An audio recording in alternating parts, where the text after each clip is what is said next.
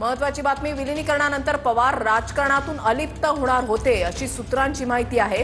शरद पवार सामाजिक कामात सक्रिय राहणार होते अशी सूत्रांची माहिती आहे। पवारांनी पुन्हा राज्यसभेवर जावं दादांचा आग्रह असल्याची सूत्रांची माहिती आहे। विलिनीकरणाच्या नंतर दादांकडे पक्षाची जबाबदारी दिली जाणार होती अशी सूत्रांची माहिती आहे।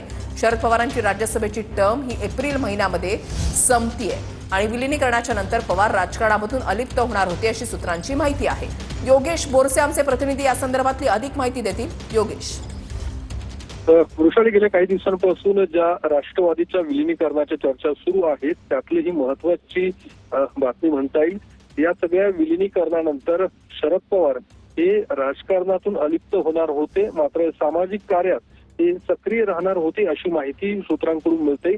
कारण शरद पवारांची राज्यसभेची जी काही टर्म आहे ती अर्थात एप्रिल महिन्यात संपणार आहे, त्यामुळे पुन्हा ते राज्यसभेवरती जाण्यासाठी इच्छुक नव्हते। मात्र दुसरीकडे अजित पवार मात्र विलिनीकरणानंतर शरद पवारांनी पक्षात सक्रिय राहावं अशा पद्धतीचे आग्रही होते आणि त्यांनी पुन्हा एकदा राज्यसभेवरती जावं अशा पद्धतीचं अजित पवारांचं म्हणणं होतं।